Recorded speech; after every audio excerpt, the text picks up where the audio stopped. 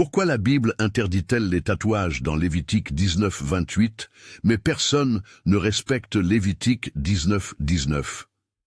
Imaginez quelqu'un qui se scandalise devant un bras tatoué, mais qui ne remarque jamais l'étiquette polyester-coton cousu à l'intérieur d'une chemise.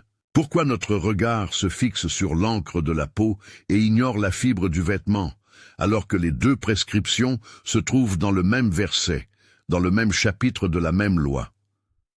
Posons la question ensemble. Est-ce une incohérence divine?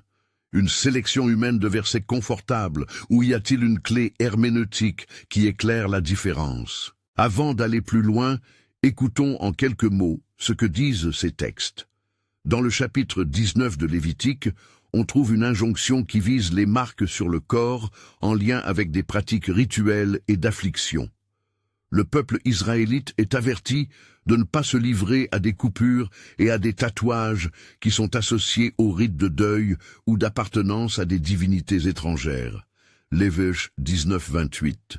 Plus loin, dans le même chapitre, Dieu prescrit aussi de ne pas porter des vêtements composés de deux tissus différents, un mélange qui, dans le contexte, marque une frontière d'identité et de séparation religieuse ou nationale. Lévitique 19, 19. Ces deux commandements peuvent paraître étrangers aujourd'hui, et pourtant ils répondent à des préoccupations précises pour Israël. Comprendre ces préoccupations transforme notre lecture. Si cette réflexion vous parle, abonnez-vous pour recevoir d'autres études qui cherchent à lire la Bible avec sérieux et compassion. Rappelons le décor. Israël vient de sortir d'Égypte et vit au cœur du Proche-Orient ancien, un monde saturé de culte, d'empire et d'identité religieuse visible. À cette époque, marquer le corps par des cicatrices, des incisions ou des tatouages n'était pas seulement une mode, c'était souvent un signe manifeste d'appartenance à une divinité, à une secte ou une expression rituelle de deuil. Des sources archéologiques et littéraires montrent que des peuples voisins pratiquaient ces marques pour se lier à leur Dieu ou pour afficher leur deuil suite à la perte d'un proche. Porter une marque pouvait signifier « je fais partie de ce culte » ou « je me soumets à cette puissance ». De même, le mélange de tissus pouvait être un signe distinctif, une technique textile propre à un groupe ou une règle de pureté rituelle signifiant séparation. Ce contexte historique est essentiel. L'interdiction sur les marques corporelles n'est pas un rejet abstrait de toute modification corporelle, mais une réponse à un phénomène précis, la confondation identitaire entre Israël et les pratiques idolâtres environnantes. Il s'agissait de préserver la sainteté d'un peuple appelé à être mis à part. Le mot hébreu pour saint, kadosh, signifie littéralement séparé, mis à part. Dieu, qui avait délivré Israël, voulait que sa communauté manifeste extérieurement son appartenance, non pas pour s'enorgueillir d'une supériorité, mais pour que la relation avec lui ne soit pas diluée par des signes empruntés au culte voisin. Cela nous amène à une clarification fondamentale. Toutes les lois de l'Ancien Testament ne se valent pas de la même manière pour l'Église. Traditionnellement, les théologiens classent la loi mosaïque en trois catégories: les lois morales, les lois cérémonielles et les lois civiles. Cette tripartition n'est pas une invention moderne, mais un outil historique d'interprétation qui aide à discerner l'intention et la portée de chaque prescription. Les lois morales renvoient à des principes universels et permanents, irriguant la conscience humaine. Ne pas tuer, ne pas mentir, aimer son prochain. Elles expriment le caractère de Dieu et gardent leur force éthique au-delà des cultures. Les lois cérémonielles concernent le culte, sacrifice, rite, purification. Des éléments qui pointent vers une réalité spirituelle, souvent accomplie ou transformée en Jésus-Christ. Les lois civiles règlent la vie communautaire d'Israël en tant que nation théocratique. Elles organisent les tribunaux, la propriété, les sanctions sociales, et marquent souvent des particularités identitaires propres à ce peuple et à ce temps. Quand on applique cette grille à Lévitique 19, on constate que les prescriptions sur les marques corporelles et sur les tissus mélangés ne relèvent pas du même registre que, par exemple, l'interdiction de l'idolâtrie ou du meurtre. L'interdiction relative au tatouage s'inscrit dans une logique anti-rituelle. Elle vise à empêcher les Israélites d'adopter des pratiques sacramentelles étrangères. Le commandement sur les tissus mélangés relève plutôt d'une loi civile identitaire. Il trace une limite visible entre Israël et les autres peuples, un signe distinctif qui maintient la cohésion et la pureté symbolique de la communauté. Certains commentateurs classiques et contemporains l'ont bien dit. John E. Hartley, dans ses travaux sur Lévitique, insiste sur la fonction socio-religieuse de ces prescriptions. Jean Calvin, dans ses commentaires, rappelle souvent la distinction entre ce qui est universel et ce qui est spécifique à l'économie de l'Ancienne Alliance. John Stott, depuis la tradition évangélique, invitait à lire la loi en sachant discerner son principe moral derrière sa forme cérémonielle. Nous mentionnons ces noms non pas pour clore le débat, mais pour montrer que l'Église a toujours réfléchi à ces classifications afin d'éviter une lecture littérale naïve ou, au contraire, une abolition radicale sans explication. Un instant, regardez cette nuance.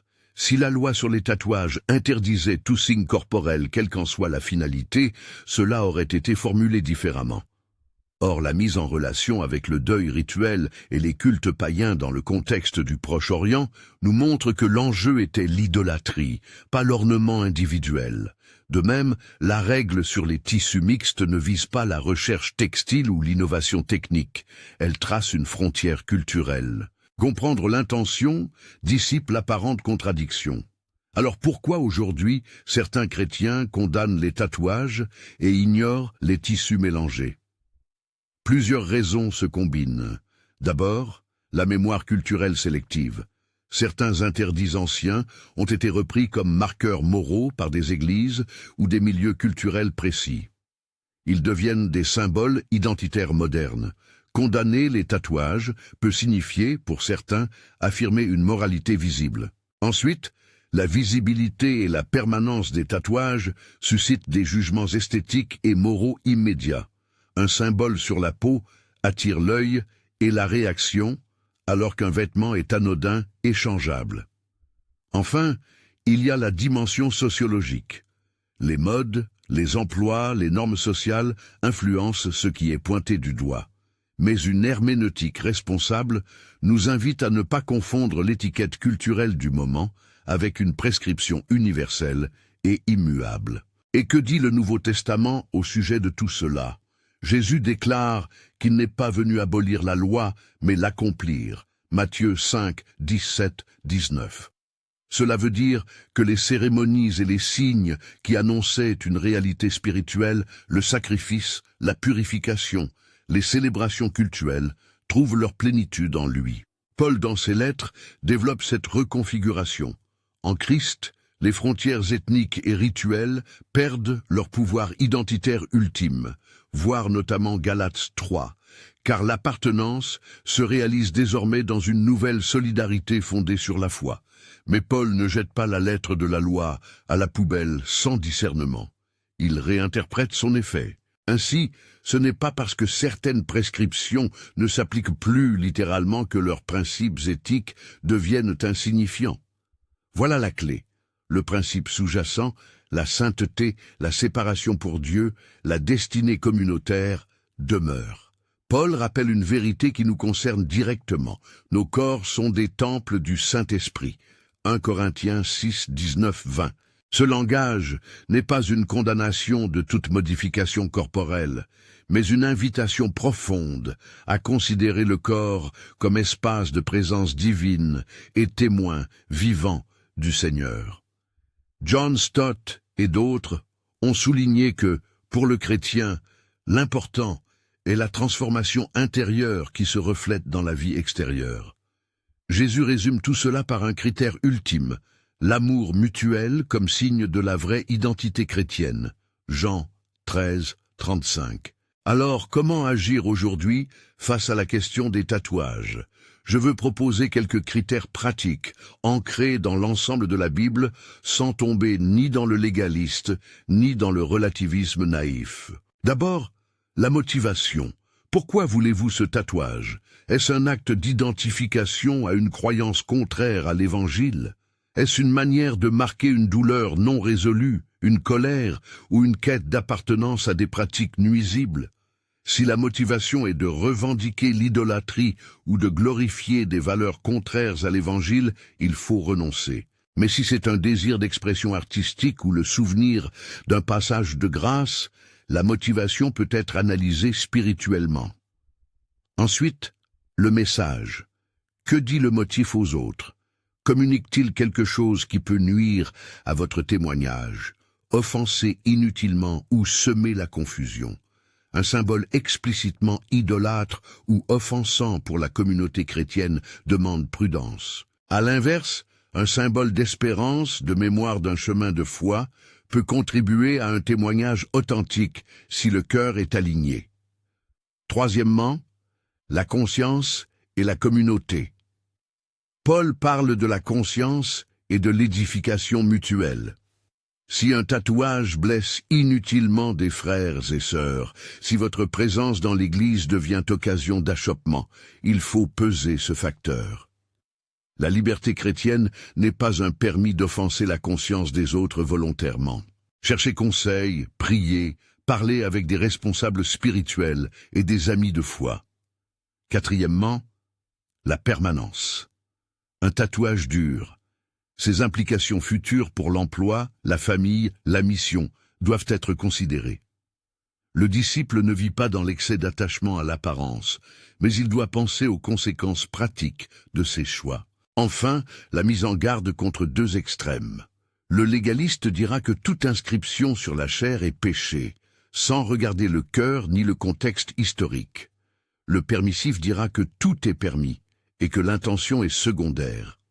L'équilibre biblique se situe entre ces pôles, reconnaître la liberté en Christ tout en demeurant attentif à la sainteté, à la conscience d'autrui et au témoignage public. Un autre point important, herméneutique et sélectivité.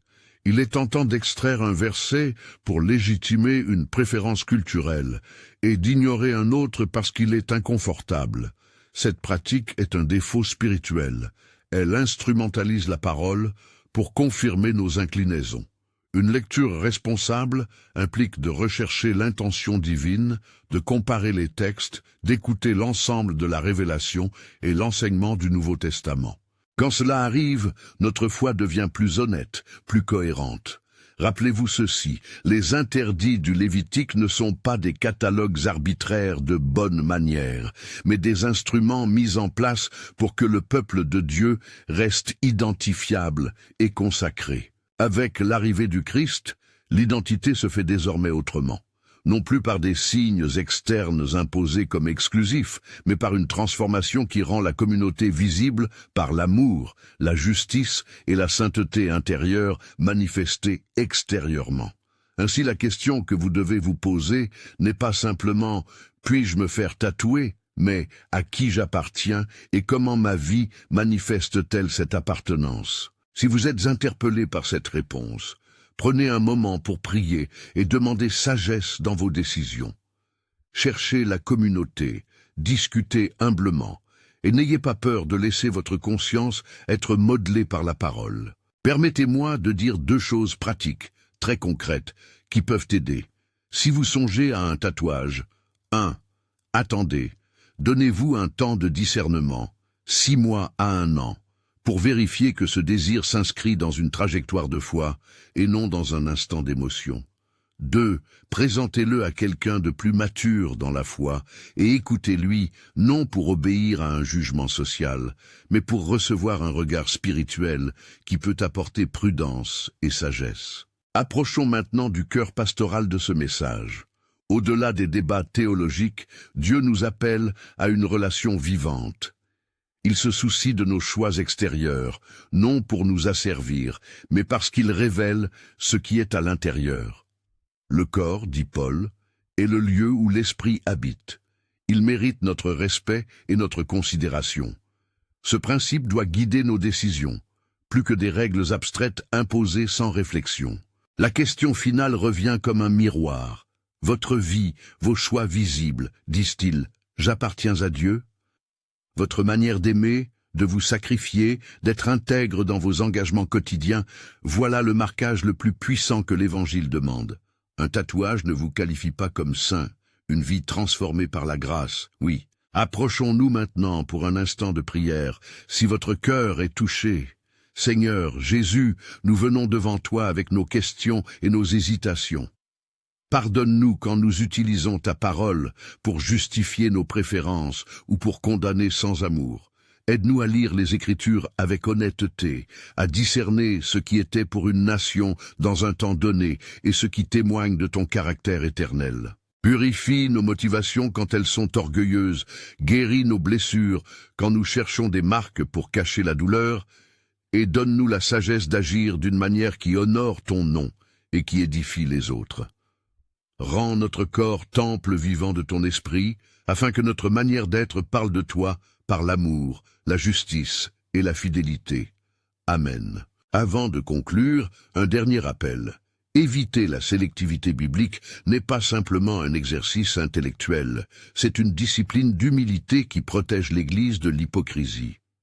Si vous avez été blessé par des jugements hâtifs au sujet de votre apparence, sachez que la grâce vous couvre et que la communauté authentique cherche à restaurer, pas à exclure. Si cette étude vous a aidé, partagez cette vidéo avec 3 personnes qui, comme vous, cherchent à lire la Bible avec sérieux et compassion. Rejoignez une communauté de foi qui prend la parole au sérieux, tout en aimant profondément. Que Dieu vous guide dans vos choix, qu'il vous donne paix et discernement, et que votre vie, tatouée ou non, manifeste la présence vivante du Christ.